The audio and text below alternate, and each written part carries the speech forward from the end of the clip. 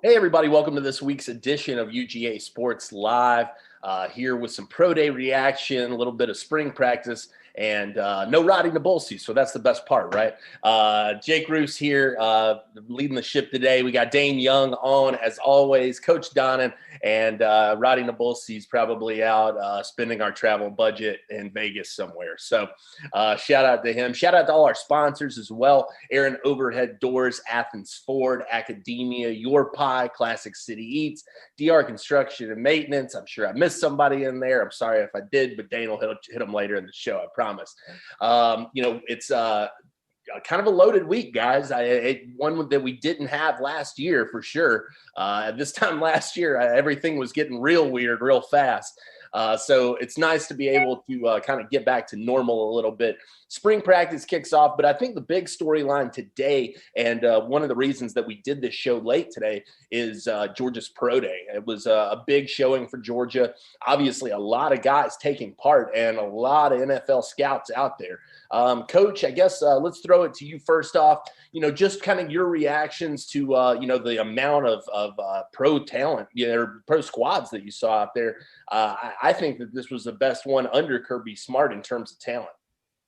Yeah, for sure. I just felt like the one thing that was overwhelming to me watching, everything going on today on SEC Network was a source of pride that Kirby had walking around looking at his players. These are always your players, but these are guys that he actually recruited himself with the staff. And to see that guy start out like an Eric Stokes that, we've heard about people not recruiting him and all that.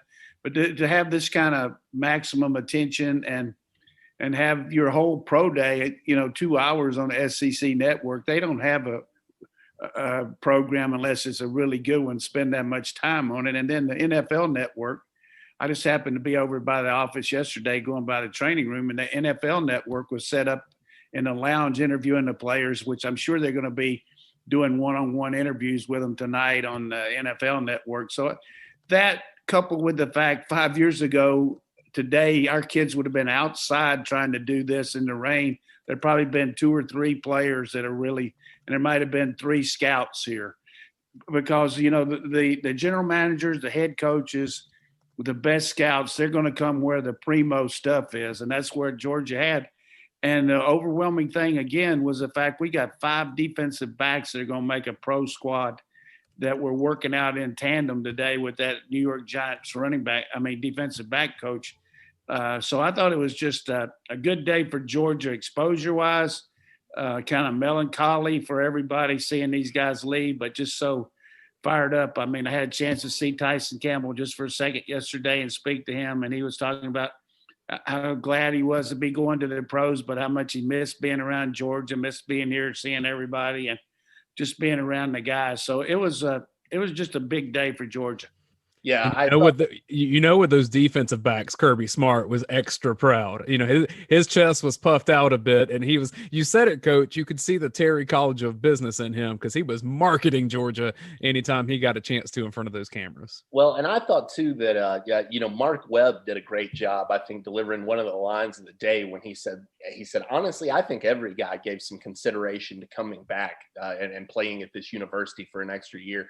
He said, this is the greatest university in the world. And, I think that when you hear things like that, when you're getting those ringing endorsements, in these moments like this, where you've got kind of all eyes on the nation on you, I think that that's just incredibly impactful. And like you said, Coach, a couple years ago, you were talking about a couple of scouts, maybe 1-2 guys out there. I thought for Georgia to put out the field that they did today, have the number of guys that they did, have the number of pro guys in that they did, really speaks to where this program, how far this program has come under Kirby Smart.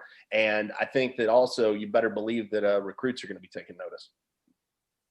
Let's go through these guys and their just quick hitting reaction. I'll say who they are, Coach, if you'll go after me, and then Jake follow up with any further comments, and we'll rattle through these. So Aziz Ogilari is expected to be the top draft pick from Georgia. He had 28 reps at the bench press and ran a 4.60. But Coach, I think the main thing, he looked like an Adonis. He has done some work on his body since the season ended. Yeah, the one thing that was overwhelming about Aziz was his speed in the 40 and also his wingspan. He had an unbelievable wingspan. I don't know what the exact that you can look it up. Jim Nagy on Twitter had what his wingspan, his hand, all that. They look at that stuff. And his height was not overwhelming, 6'2", but 250. But his speed off the ball and his ability to rush the passer and just his personality, I think he made a big jump. He's definitely a first round pick without question, based on his tape, first of all, and then the way he showed up today and the way he worked out. He's a first round draft pick. Yeah, the great George Foster, I thought, really did a great job on Twitter of pointing out. He said, listen, every time this kid has had a chance in the last 2 years to make himself some money, he's shown up and he's done it. And you can't deny that about Ogilari. Closing out games, making big plays, being disruptive in the backfield. And you got to always be a little bit nervous about how it all comes together. I think on pro day, can you perform to that level? Can you have that day that you want? I think he certainly had the day that he wanted. That 4.6, probably everything everybody needed to see. And Coach, I think on your wingspan there, 82 and 4.8, so 82 and a half, I guess is what that is. Long arms, man. Yeah. I'm gonna give a shout out to Roddy because he'll never hear it. I don't want to say anything about him that he could hear, but I remember when we were doing a Sugar Bowl preview, and he was down there hanging out on Bourbon Street, and he was telling me that on our show that Aziz Ogilari was going to be a factor in the Texas Sugar Bowl. I said, what are you talking about? He hardly even played. He said, I'm just hearing that this guy's really showing out in practice and has come off that surgery and has really had a chance. And he's going to come out there and do the job. And hey, he was right. I mean, occasionally, he'll get something right. We can't give him, but he was definitely, you think about 2.5 years ago, this guy wasn't any household name around UGA. But I think the bottom line, the last thing I want to say about this kid is he's the kind of guy that every time you talk about Georgia in any phase, form, or fashion, he's the kind of guy you want repping your program. And he's just class all the way. Absolutely. One of the great, backstories of a kid, Ogilari, parents from Africa, a guy who came over here and just was a staple in that Marietta program. I remember people making those Lorenzo Carter comparisons when he was coming out of high school. I said, not quite as big as Lorenzo, not quite as long. I mean, he may have that wingspan that's similar, but not quite as tall, but a guy who, has been as productive as any defender Georgia's had under Kirby Smart, in my opinion. Another one of those kind of guys, Eric Stokes, 38.5-inch vertical, 4.2840. Coach, he can fly. Yeah, I mean, he's got the natural speed and he's got the coverability. He doesn't give it up. He doesn't give up many plays. He's got good man-to-man technique. Pretty physical kid. Well, he looked good. When several of those guys took their shirts off just to let everybody see what they look like, I guess, on the guns. But I mean, if you were just talking about what you want for a defensive back in the pros, I mean, he's got it all. He's got the makeup ability if they get deep to cut down the gap if a guy beats him. He mentioned it, and it's one thing that is very difficult to develop hands if you're not a natural receiver. And Mark Webb's got that advantage playing receiver, but he didn't look as good on the ball drills. But I'd whole lot rather have a guy who can run like him that doesn't have quite the ball skills than a guy that can catch everything but can't cover anybody. So he's gonna get high consideration for first round. Yeah, I think when you're talking about Eric, one of the things that really stood out to me, you look at these, all these metrics that you can find on the internet. Next Gen Stats over on Twitter, powered by Amazon, one of the NFL, one of the things the NFL uses, graded everything out for him. An athleticism score, 99 out of 100, an overall draft grade of 96. I mean, you're talking about a guy who Chase Young was, I think he scored 97 in the same metric last year. That kind of athleticism, that kind of impact maker. Obviously, like you said, Coach, we know the story about Eric Stokes. I've told it a million times. Thought the kid would get run off from the team. Was just one of the worst defenders I've ever seen coming out of high school into that first fall practice. But what a career he's had for Georgia. What a guy who represents the development, I think, of the staff in Athens. I think that a true testament to what those guys can do with some raw ability. Champ Bailey vertical 41 and ran 4.3. So, I mean, he's 38.5, 4.28. So I don't know that he has the height or quite the quickness that Champ had, but he definitely got cover skills. Yeah, Champ did all right for himself. I think that's safe to say. I guess though, I want to ask both of you this though. Do you think that today's performance in any way, Stokes was one of those guys that I think people thought was kind of like on the bubble, maybe could make himself a little bit extra money today. Either of you guys think he kind of improved his stock today? Go ahead, Dane, then I'll take it. When we talked to Daniel Jeremiah, and that shows previously on this YouTube channel and the podcast channel, he said teams in the league were kind of lobbying back and forth between Tyson Campbell and Eric Stokes, who they would take first. And he said most 60-40 would probably lean toward Campbell. I would actually lean toward Stokes. I think he probably did make himself a little bit of money, but it's mainly because his stats were really solid in these workouts. And when you go look at his tape, I mean, it's unbelievable. And he's going against some of the best receivers in college football for multiple years now. So, he's going to make money. He's going to have a good NFL career. Yeah, I think it's just a case of today, just the presence that he showed on his the eyeball test. I mean, physical looking kid to go with his speed. And the thing I liked about him throughout his whole interview with the SEC network, he was smiling. He was happy. You can't beat a good demeanor to go on top of everything as compared to somebody that acts like they're doing you a favor to do an interview or something like that. I mean, the guy seemed genuinely interested in talking to the interviewer, and he was happy. He's a little down on himself about the ball skills, but that's okay. I like to hear somebody talk about, some things they want to work on and all. But, I mean, seriously, 3 corners now, all 3 can cover. We're going to talk about the other 2 coming up here, but let's go and move on. I like this little way we're doing this, and we got good rhythm. Let's don't lose it, man. Let's keep it up. Let's go. There's the coach giving us the sideline pep talk there, Jake. The aforementioned Tyson Campbell ran a 4.40. Just a great athlete, Coach. We know what he's able to do on film. What did you see from his workout today? Well, he's got good ball skills, and he's got really good catch-up speed. It's one thing to run straight line and do everything, but to be at an angle and then close on a guy, I've seen him do it time after time in practice. He's got really good hands, and he uses his hands efficiently on the bump and run and the press. The advantage that a guy coming out of here or Alabama or anybody that runs a system where you play a lot of press coverage, I mean, that's what you play in the pros now. You got to play press, and because you can't you can't touch a guy after 5 yards up there, so you better press him at the line of scrimmage. So I think Tyson, it's just going to be the right team that wants him. He's going to be close to that borderline, 32 guys. He might not be right at the 32 level, but he'll be. There's not that much difference in first and second round as far as talent.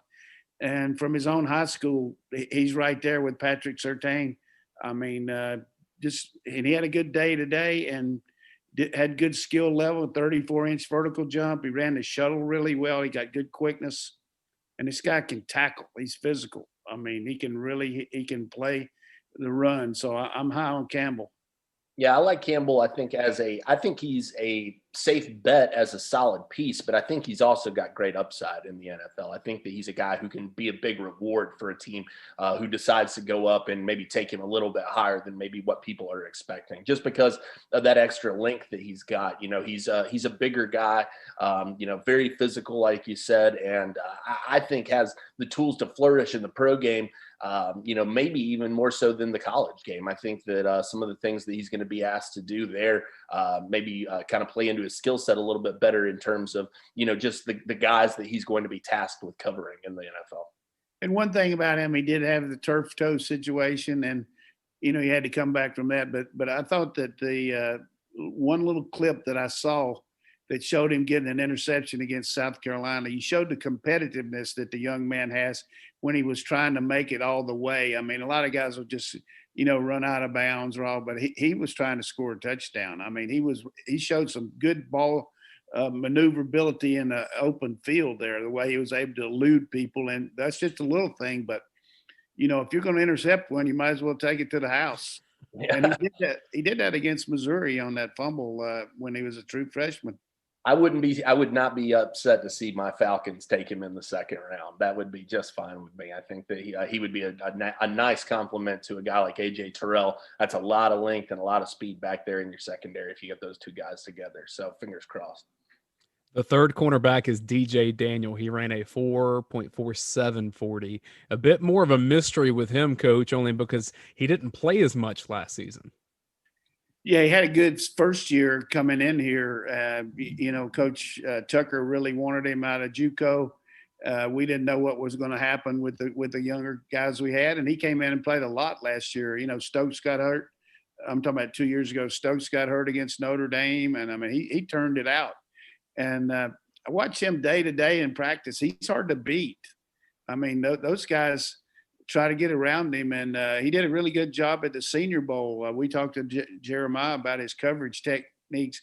And the thing about the Senior Bowl, you got the game, but you got all those practices where they got all those reps, and all those tapes are sent to everybody in the NFL, and they get to watch these guys one-on-one against these good receivers. He can get his hands on you. He can clamp down.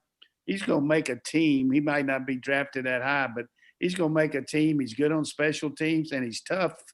And he's got a lot of confidence. I mean, it's easy to talk confidently, but to say I'm the best one-on-one cover guy around, I mean, if he feels like that, hey, that's more power to him.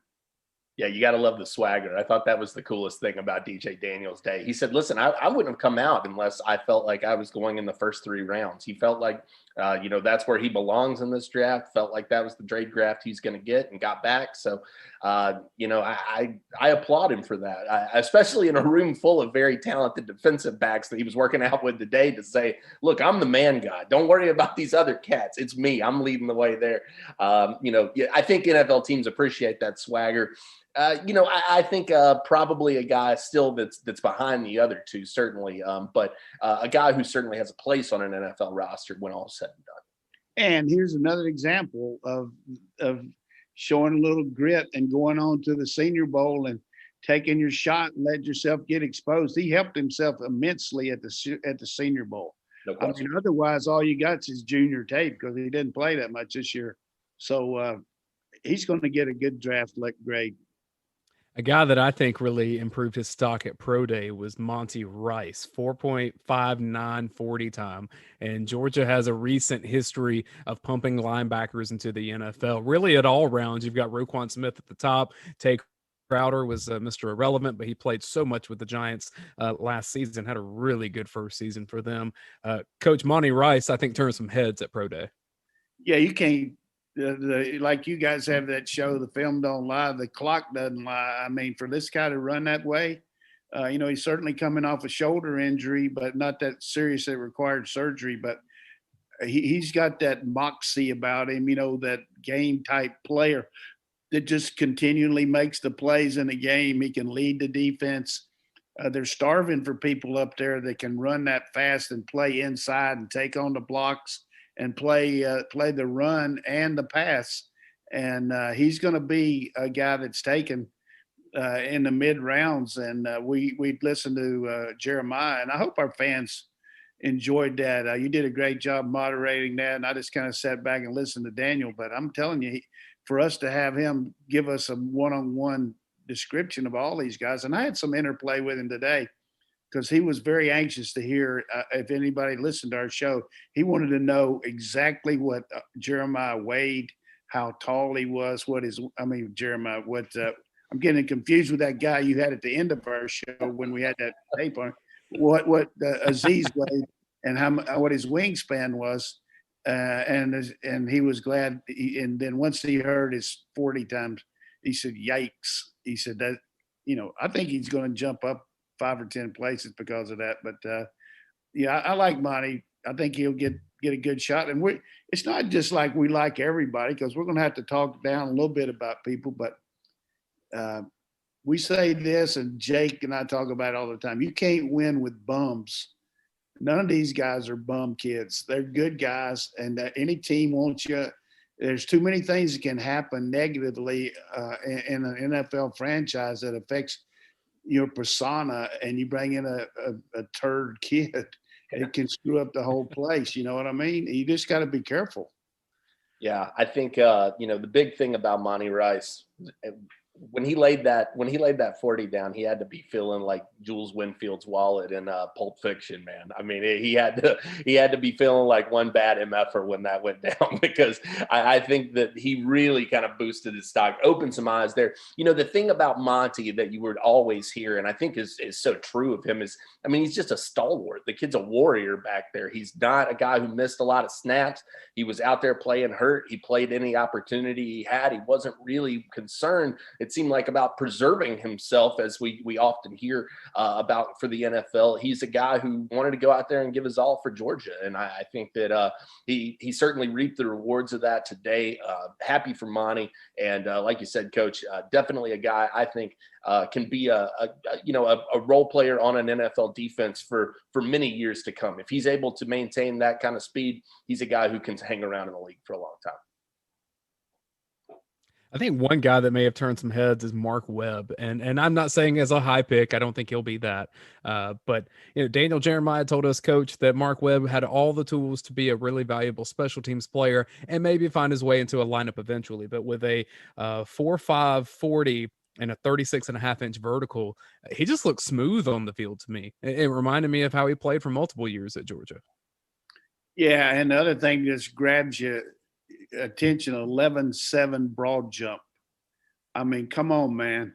If you just think about 11.7, that's unbelievable explosiveness to go with his vertical jump. And he's got the hands that, we know he's a highly recruited receiver, and he's a very tough physical guy. One thing about playing the slot as a star guy is that you've got to go in there and usually play against one of the best receivers in the country one-on-one, and you got a lot more field to cover when the guy's in the slot as compared to out on the wide receiver. The guy can run all the way across the field, or he can run a flag route. Everything's condensed. He's got more room to cover. I think he's a good enough cover guy to make up for what he lacks in his coverage. He's so strong physically, and he's explosive, and he's physical. He made himself some money today for sure. I felt bad for him because he had to be like, I'm not a burner like Tyson and Eric. The guy runs like a 4.5, and he's like, it wasn't that great, No, but I think that Mark, I totally agree with Daniel Jeremiah's assessment of him. That's what he stands out to me as when it comes to an NFL roster. Personally, Coach, you brought up a point that's something I hadn't thought about. Maybe a team will give him a look over at wide receiver once again, after seeing some of that athleticism that he brought with the broad jump, the vert. He's got the hands, like you mentioned. I thought the kid was such a great technician coming out of high school when it came to playing that position. Obviously, he spent a lot of time learning the defensive back position, but he's a guy who's going to bring a lot of versatility to a team. I think can play a number of roles and is going to play anything that you want him to play. He just wants an opportunity to get out there. Yeah, he's a really good communicator too. He can. He's a smart, very intelligent guy. And I tell you the thing that impressed me about him. Every time I've ever been, even within 10 yards of the kid, he comes over and speaks to me. He doesn't have to do that. I mean, but he's always been very respectful and always goes out of his way. Just like yesterday, I haven't seen him since the bowl game, and he wasn't even playing in that, but he was around here some. And he came all the way across the training room and said, "Coach, how you doing? How you feeling?" Said, "I'm ready to rock tomorrow." I mean, you can't beat that to me. And I'm not going to talk about a guy ability because of what he told me there, but I'm just saying that adds to it to me. If you got a guy that comes to work every day, is happy and got that kind of attitude instead of trying to beat something out of a guy. I mean, as far as just getting the attitude right, I think his attitude is going to help him a lot up there. Well, I mean, and to be a guy, I think, who was a top 100 player in the nation as a wide receiver, and then convert him over to defensive back, and you didn't hear a peep about it. I mean, it wasn't like there was any consternation on social media about it, or his pops talking to the media about it. I mean, it was seemingly a pretty smooth transition. He was willing to do what Georgia wanted him to do and trusted what they had in the process. You got to think that that's something that kind of endears him probably as well moving forward, not only to those coaches, but to franchises as well. His family ties up in Detroit now. The superstar in the making, Deandre Swift. I'm just saying, Deandre is probably talking to some guys in Detroit and saying, "Hey, you got that pick out there later in the rounds, or if he were to be undrafted, I'm sure DeAndre's doing his part to lobby from Mark Webb." One more defender, and that is Richard Lecount, 32-inch vertical, 4.7840. The measurables probably not quite where he wanted, and he still might have a little bit of recovery from the injuries that he sustained. I'm not so sure the shape that he's in, but Coach Richard Lecount, we know he's going to wow teams with interviews. How do you think he did on the field? Well, it hurt himself with the time. There's no question about that. And, you got to factor in the fact that he had a major collision on a motorbike less than 3 months ago. So, you don't expect him to run lights out, but he's got somebody's going to take, he lost a little ground today from that standpoint, but he's just got too much good tape for somebody not to take him. And he'll get drafted, but maybe not quite as high as we first thought. Yeah, you had to feel, I think, a little bit for Richard today, because he was one of those guys that it felt like had a lot of room to improve his stock, and certainly didn't really do that with that time. Like you said, though, Coach, a lot of good tape behind him, and I think the recommendations that he'll get probably when it comes to people asking around about Richard, pretty much second to none. I got no inside knowledge of where he's going to go, but strikes me as one of those guys that, like a guy like Bill Belichick loves to have on a team. Just a good piece, a guy who's going to get out there and do everything that you ask him to do and lead the right way. Yeah, and one thing, you look into J.R. Reed last year, everybody, he had all this tape and all, but not the great times. But there's a lot to be said about being coached by, Kirby Smart or whoever it might be, Mel Tucker, Warren. You just know that these guys are going to have good technique, good knowledge of the game, able to study tape, able to transform that to the field and play multiple coverages. And then Richard, as a quarterback of the defense, can get you into all that. So you look at Reed, things didn't work out for him with the Jaguars, but he ended up playing with the Rams. So, I mean, there's a place for Lecount. And, we just got to feel like when his body gets back to normal, all the things that happened to him with that injury of being knocked off that motorbike, I mean, he'll be okay, but you hate it for him because starting out, he's probably not going to be as high as we'd hoped. Richard Lecount, a guy that wears Liberty County on his sleeve. And if you're in Liberty County, Long County, Bryan County, anywhere in Southeast Georgia, you need to call up our friends at DR Construction and Maintenance. That's Ronnie Brown, longtime fan of UGASports.com. Just loves everything that we're doing around here. And if you got projects around your house or your property, that can get a little perilous if you're doing it yourself. Get DR Construction and Maintenance involved and make sure that it's going to be done the right way. They'll be happy to talk to you about your project and make sure you've got the right materials for that. Also want to give a shout out to Athens Ford because I pass their lot every time on Atlanta Highway on my way home on my work commute. And man, their cars are shining out there on the lot. And it's a really good time this time of year to maybe go check it out. These stimmies, as people are calling them, stimulus checks. If you want to put a good down payment on a car, go check out Athens Ford. You know, they have a student discount. They have a military discount that they'll be happy to offer. And that lifetime powertrain warranty, you just can't beat it. Athens Ford is the #1 Ford certified pre-owned dealer in Georgia. And I know we say it every week, but you just can't get better customer service than they have out there. If you want to do a Zoom. Good, Dayne. That was good. You like that? I've heard Roddy say it once or twice. You're gonna have to jack Roddy's responsibilities. He doesn't need fewer responsibilities. I think he can keep it. Let's move over to the offensive side of the ball, guys. And I want to start with Ben Cleveland because if you would have told me the morning before pro day that we would be talking about his 40 time more than his bench press, I would have said, what happened? Because it's a world shifting. He ended up with 30 on the bench press. There were rumors that maybe 50 was in the future.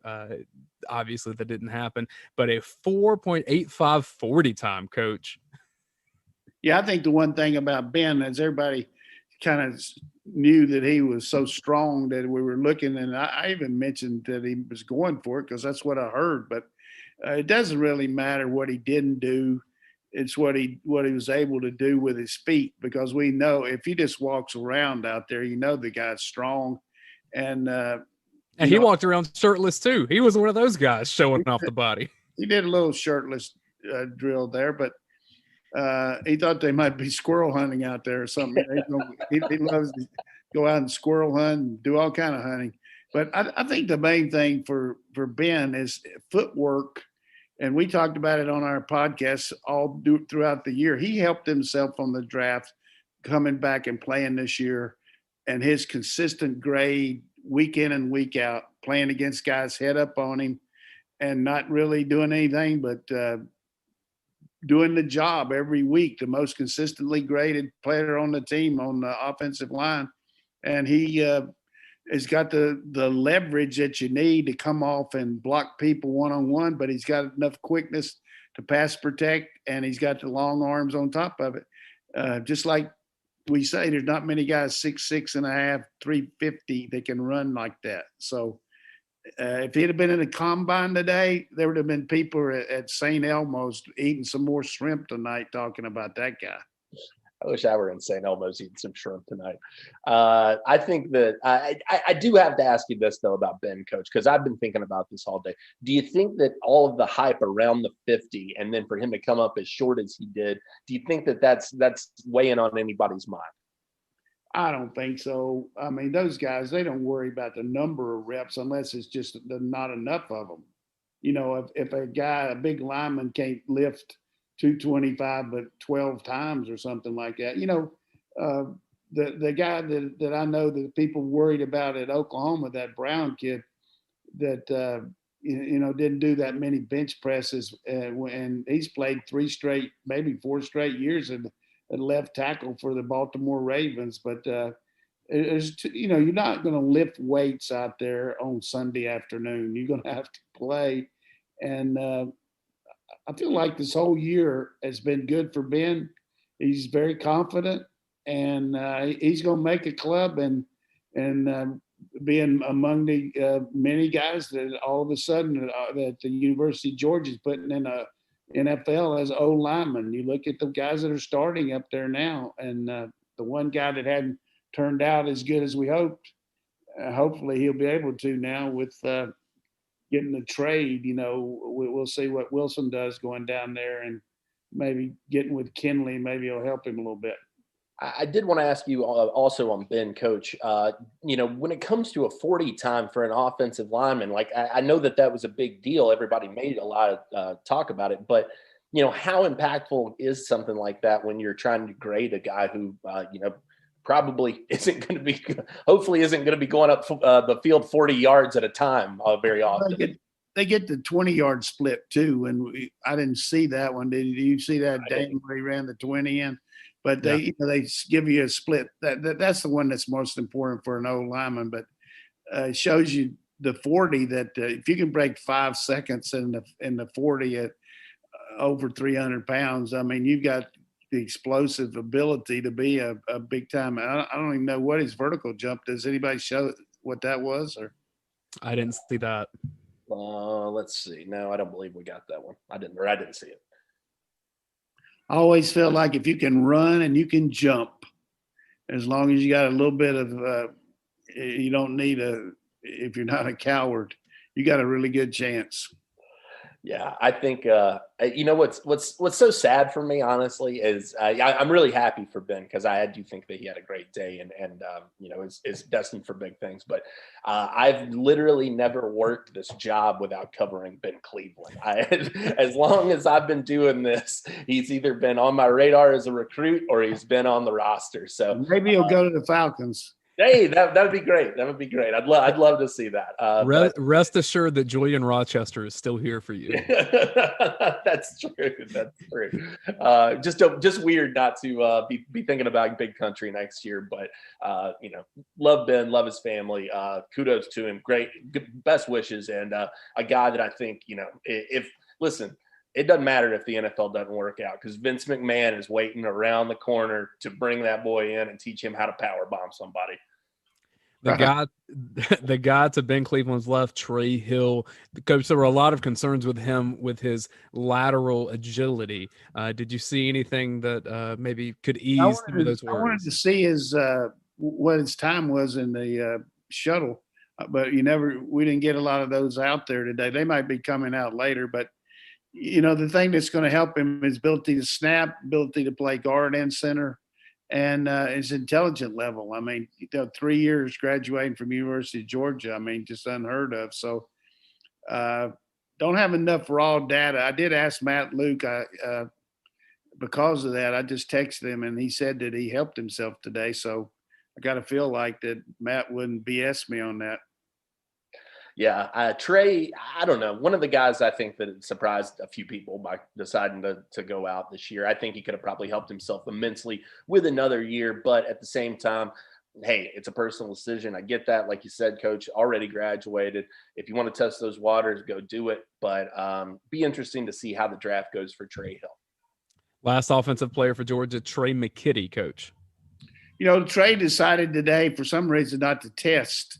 A lot of times, you know, you might have a pull muscle or whatever it might be, but he didn't test. But Coach Hartley said he did the ball drills extremely well. And if I'm an NFL scout watching that guy, I would be impressed at a tight end that has the body carriage that he has and the length that he has and the hand placement and his ability to run routes.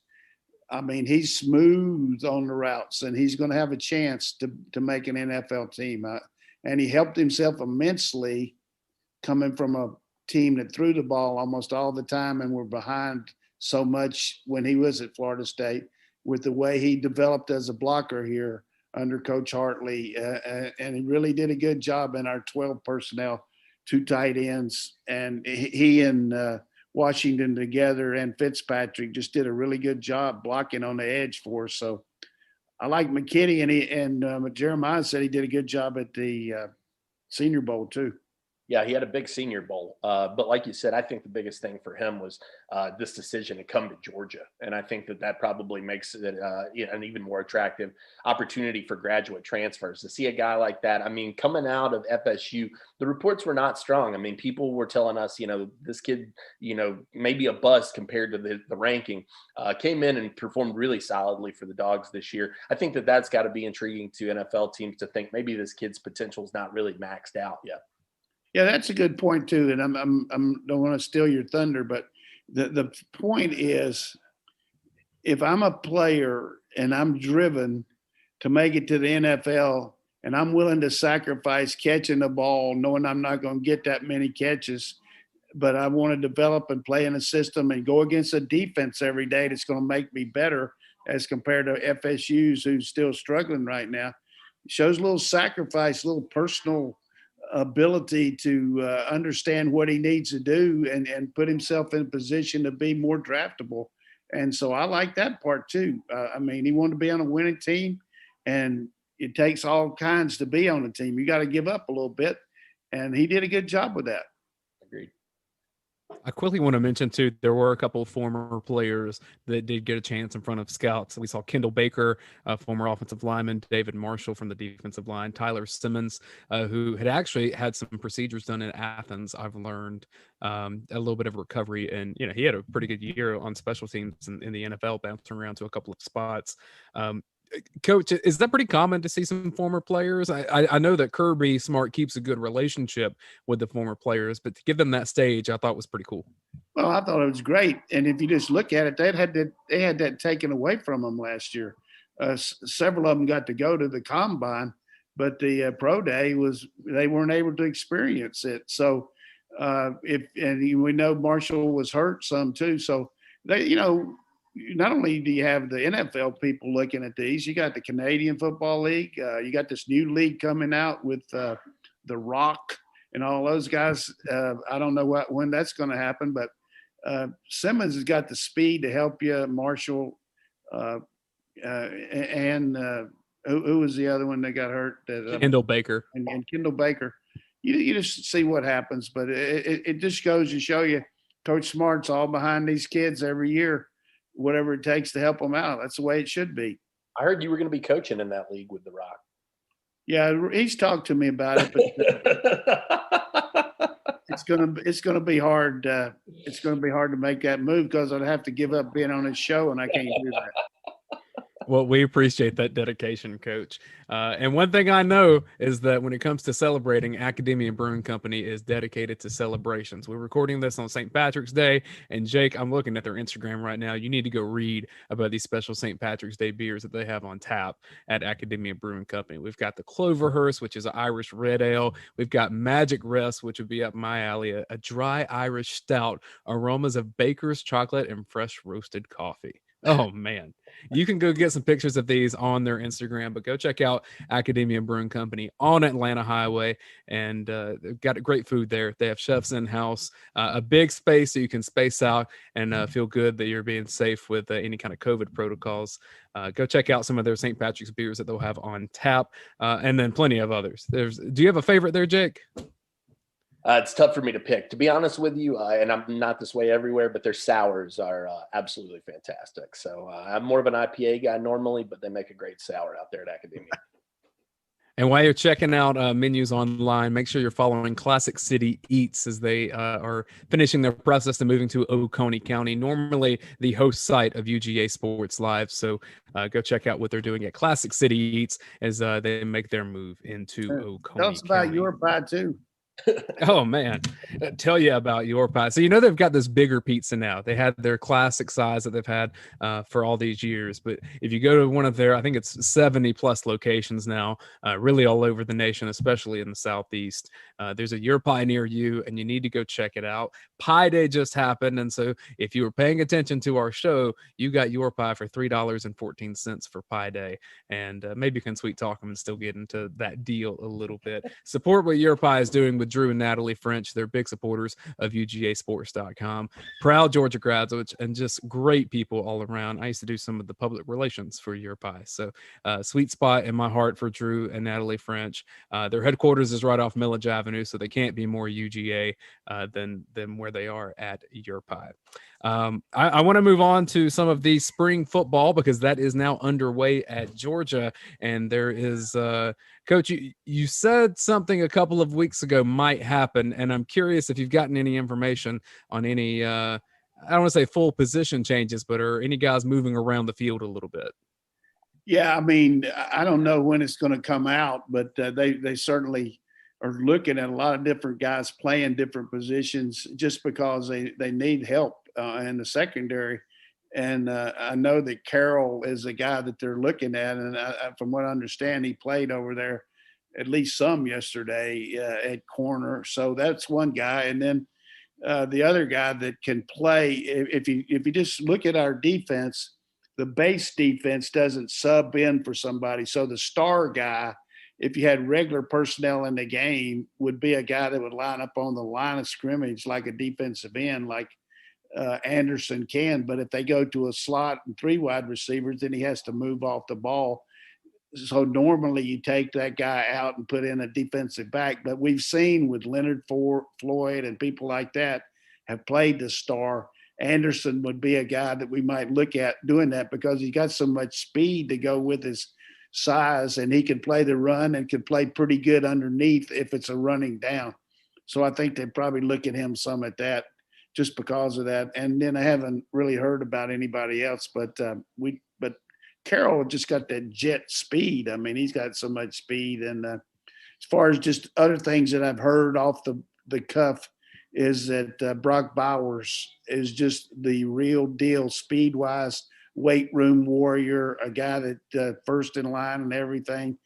Couldn't be happier with his way he's moving around and what he's doing. And, other than that, I don't have any really gems for you, but I'm not too much into breaking out too many things because Roddy always does that, but I don't want to steal his thunder. But you are a gem. Jim Donnan to the rescue, man. I just feel like going into spring, I'm just so happy for the kids that they're going to be able to benefit from being coached and not have to put the pressure on them, to go ahead and try to play a season without spring and fall and summer camp and all that. So it's hard enough to win, but, to go out there and not have installed your system and all that, I just feel like we'll be a lot better team because of having spring and getting used to each other. I mean, we lost one coach, but we got a new guy in here, and I feel like adding Muschamp is going to help our defense too, just because you got a different guy experience-wise to help you, one more set of eyes. So I think our team's going to be really good. I wanted to throw this quote at both of you to get your reaction. This one from Jamarty Sawyer. He says, that kid, you talk about someone who protects better than anybody I've ever seen before. He's one of those people who's just got it. He's got to work on some small things. He needs to stay in the weight room and keep grinding, get the playbook down, but he's got what it takes to be a great offensive lineman. Speaking about former 5-star number 1 offensive tackle last year, Broderick Jones there. Some strong words, I think, for a stalwart up there on the front for the Bulldogs. Coach, what's your reaction when you hear one of your vets say that about a young guy? Yeah, I'm sure Kirby's probably jumped his ass about talking about it.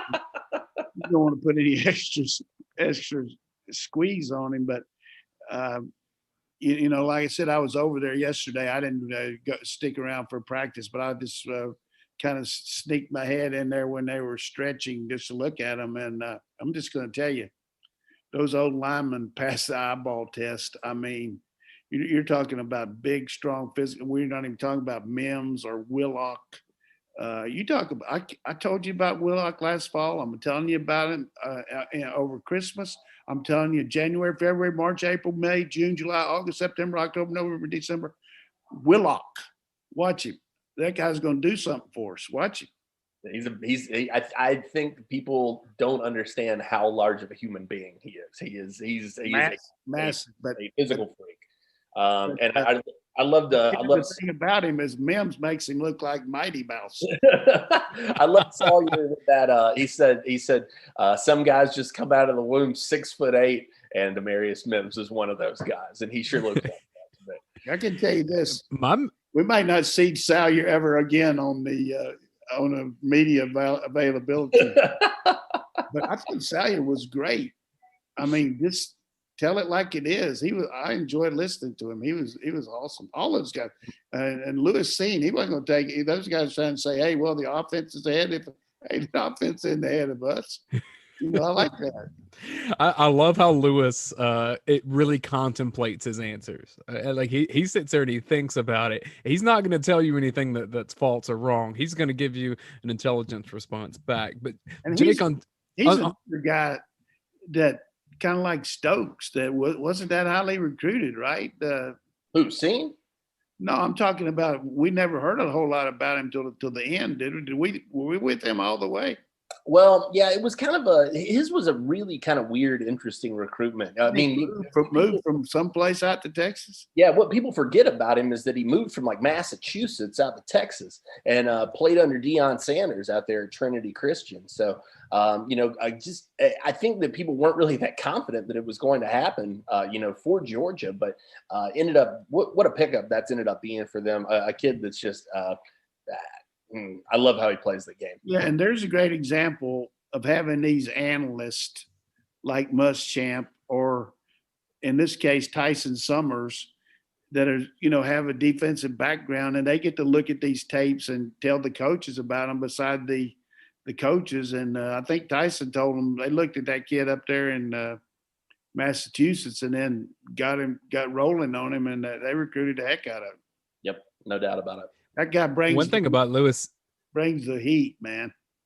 One thing about Lewis Seen that's, I think, going to help him in NFL conversations, he's a really cultured guy. And I think that's because he's lived in multiple places. I know one of the professors that taught him on campus, and, he was recruited in Texas, but he spent a lot of his time growing up in the Northeast. And so to have lived there in Texas and now in Georgia, I mean, he's got quite a story. And I think you'll see this with a lot of the guys that come from out West and come to Georgia too, where you just learn how to deal with people from all different walks of life. And that's one of the things that happens in college. If you want to see those interviews with Jamari Salyer, Lewis Seen, and Jake Camarda with the player availabilities, they're on our UGA Sports YouTube channel. You can go check them out and see what we are talking about there. Jake, I want to get to two things with you. One, and you can choose which order. We've got questions if you want to toss those in there, but also you were on some early and late flights to Texas, and I'd like to get some recaps of what you saw down there in the recruiting world. Yeah, I'll do that. I'll just do a quick recap on Dallas real quick, and then we'll hit some questions to wrap things up. Thanks a lot to Roddy for sending me on a 22-hour just hell excursion to Dallas. Got to go out there on daylight savings time change, so lost a whole hour of sleep. That was great. Left the house at 3:30, caught the 6:25 out to Dallas, grabbed the rental car, drove straight to Under Armour camp, stood in the rain, watched the Under Armour camp, drove straight back to the rental car place, hopped the plane, got home at 11:45 that night. So it's about 22 hours. It was a nasty little stretch, but I'm glad we went because we got to see some really good talent out there. Georgia, they've clearly established themselves with that national brand. We talk about that all the time, but you're hearing it more so in Texas than you have in previous years. Had a chance to meet Bear Alexander, Georgia's highest rated commit, the 5-star kid, number 4 player in the nation. Got to meet him for the first time, was very, very impressed with that young man. When you have a chance to speak to him in person, just a really sharp kid, very savvy when it comes to his answers, not just a guy who's coming off the cuff with everything. He's thinking about what he's saying. And, I had a chance to ask him about some of the rumors that are out there. I know that a lot of Georgia fans are concerned that this is a kid that will be hard to keep, as part of this class. Texas A&M obviously wants a big piece of him. Clemson is another team he's visited. Of course, they would take his commitment. But, I had a chance to ask him about that. And I said, can you calm some of these nerves when it comes to Georgia fan questions? And he said, listen, he said, I've been to Georgia. I've been to very few other schools. He's only ever been to Clemson otherwise when it comes to visits. He's locked in with Trey Scott. I mean, Trey Scott and his guardian, Tony Jones, they're communicating constantly. They're super close. The thing that I thought was great, too, if you're a Georgia fan, is to see him out there. He came in his Georgia gear. He put on the UA gear. As soon as UA camp was done, he tore that off and put his Georgia gear back on. And he did not waste a lot of time not repping the G out there. So, makes it pretty clear where his allegiances lie. So, I think that's got to be impactful. A couple notes on a couple receivers. I want to interrupt you. One thing that I've heard about the kid, massive, but he really isn't that tall, is he? No, he's really not. I think that there's probably this perception that with given the nickname Bear that he's some sort of Amarius Mims type person. But, I'd say that he's probably more in that 6'2.5" range than he is closer to 6'4", probably training on the smaller side of that even. But said, he wants to play. I think he's at about 325 now. Said he wants to get down to about 305, and said that's where Georgia's hoping to see him play weight wise. So, I think can be an impact maker for Georgia kind of off the jump. They're selling him on the opportunity to kind of come in and play with the loss of Jordan Davis after this season, some early opportunity up front, they think, for him, and a kid who can just be a wrecker back there for you. So I like the kid. I like what he had to say. We'll have a story coming with him tomorrow on UGASports.com, a little Q&A that we did with him. And we got plenty more when it comes to him as well. But a couple quick notes on a couple other players, a couple receivers out there. Evan Stewart, a Rivals 100 player out of Texas, a former Texas commit, was only committed to the Longhorns for about a month. Told me that basically as soon as he announced his decommitment, Cortez Hankton reached out and said, "Hey, buddy, are you ready to come home?" And he said Georgia never relented in the pursuit. Going to be interesting to watch that one. He said Athens definitely on his visit list. This is a big-bodied kid, a lot of speed. So Evan Stewart, a name to keep on your radar moving forward, would be a really massive pickup when it came to the wide receiver room. Jay Fair, another guy over there that is really kind of gaining some steam out in Texas. Feels like his profile is really picking up, offers rolling in. Georgia among his top 5 options. So Jay Fair, another name to keep on your list. I've been recovering since arriving back, and we've had spring practice and pro day. So we haven't had all the stuff posted yet, but trust me, there's plenty coming. And we got Under Armour camp in Atlanta this weekend as well. So plenty more where that came from. Coach, yeah. I want to hit you on a couple. Let me pause real fast, Jake, and mention. I'm giving you time to get the questions together that we want to ask Coach. But I do want to give a shout out to Aaron Overhead Doors. They're based in Buford and Milton, and more than a garage door repair company. They're a customer service company. They've got more than 1,500 5-star reviews.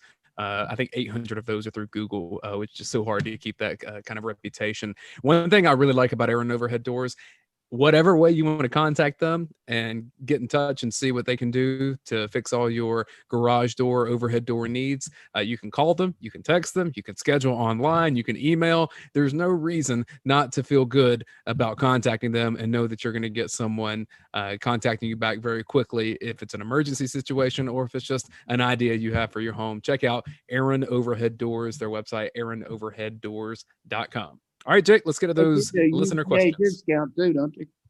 Oh, all you have to do is say that you're a Georgia fan. You can lie about it if you want to. They'll take that and give you 10% off. But especially take a picture of you and post it for your family to see on Facebook. We don't know, but well, they'll give you the 10% regardless. All you have to say is that you're a Georgia fan. All right. We touched on most of the questions today, so good job there. I always think that's a great sign of a show when we got our finger on the pulse of what people want to know. But I did like this question, and I'm going to throw this one to you, Coach, because a lot was made out of Drayshon Miller. We talked a lot about him as a potential guy in the portal. A lot of people were asking questions about him. Jamel Adai obviously coached him in West Virginia. He ends up at Auburn. And one of the things that we talked about was that his speed wasn't really a great fit for what Georgia did defensively. So this one from Dog of Ages. This is our only question for the day. He says, what do you think are the top 3 criteria that a transfer player must have in order to get an offer from Kirby Smart? Me, top 3? First of all, it's got to be position specific.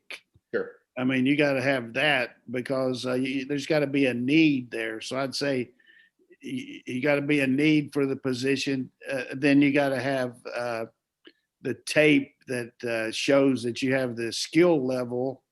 And then the third thing would be usurped by the character and kind of kid you are. So you add all 3 of those. You can't bring a guy in that's going to bring problems into your program. There's enough stuff going on that you got to. We don't have that many off the field issues, but you can always bring in trouble trying to bring in ability. But there's also guys that need a second chance, and that you had in camp, and you know what they can do, and they went to a school and didn't have that great a career, but you can bring them back. But personal knowledge helps you a lot about knowing about a kid and talking to other coaches and all that. But I can't really get it down to 3, but the guy better be pretty dang good to come in here and play, because you don't want somebody. I always remember back when I was a young coach, a guy said, "Hey, those junior college guys look good, but there's a reason they're in junior college. Mm-hmm. Usually, grades or something like that. So you don't want to bring in a guy that's not going to start for you, because all you're going to do is have a little bitterness there." So I thought Jamari Sawyer actually kind of answered that question in his news conference earlier in the week, because what he was saying is fans see what happens on Saturdays during the games, or maybe they get to hear from players every so often or see a social media video. But what they don't see are those 8 a.m. workouts, or those 7 a.m. wake ups, or the nutrition checks, or the weightlifting, all the different things that you have to do and that you don't want to do sometimes. It's natural to have that fatigue, but if you're mentally strong enough and dedicated enough to do what you have to do to play football at Georgia, you overcome that. And I think that's kind of what Coach is saying, that character comes involved in who's going to be there when they don't want to be there in that moment, and get over that and then still be prepared for Saturday. Not riding a bullseye, obviously. Hey, I have a stat of the day that I put on Twitter related to Pro Day. I think we can wrap the show with that if y'all are interested in this, because I thought it was kind of funny. So Ben Cleveland did run a 4.85 40 time, faster than Isaac Naughta's 40 time. And if I'm Ben Cleveland, I am texting Isaac Naughta every day for the next year and saying, I can run faster than you. I would like to see it too. At least for the day he did, but Naughta didn't test that great, but he can run. I mean, that's a really good thing to compare, though. I mean, it's just 40 times are hard to really gauge and look at what's going to happen. But I think the best thing about today was we had it. I mean, just to have it and be as normal as you could. There's still guys walking around with masks and social distancing and all that, but it was great to have it. I was kind of curious why Ben Cleveland never had a tight end package if he can run like that. I mean, shout out to our guy, Isaac Naughta. Dane may hate you, but we love you, Isaac. So that wasn't hate. just a little ribbing. That's a good little Twitter deal there, but yeah. So I think we covered this pretty good tonight, and looking forward to next week. We'll have a show on Tuesday, and ton of recruiting next week. Kind of combination of what's happened in practice this week, and hopefully the kids can get through the next couple of days and then start putting on the pads and seeing what can happen. But I also liked what Kirby said today in closing was from a defensive perspective, he feels like going against the offense all spring is kind of like, what he needs to be challenged to see how these guys are going to go against frontline guys, because they're not going to see anybody much better than what they're going to go against out there every day. So that competition against each other will be really huge. No doubt. Once again, thank you to Aaron Overhead Doors, Your Pie, Academia Brewing Company, Classic City Eats, Athens Ford, and DR Construction and Maintenance. We could not do UGA Sports Live without your support, and obviously the support of everyone that is a subscriber to UGAsports.com and the Dog Vent. For Jake Roos and Jim Donnan, I am Dayne Young. UGA Sports Live will be back at our regular time, Tuesday at noon next week. We will chat with you then. Have a great week.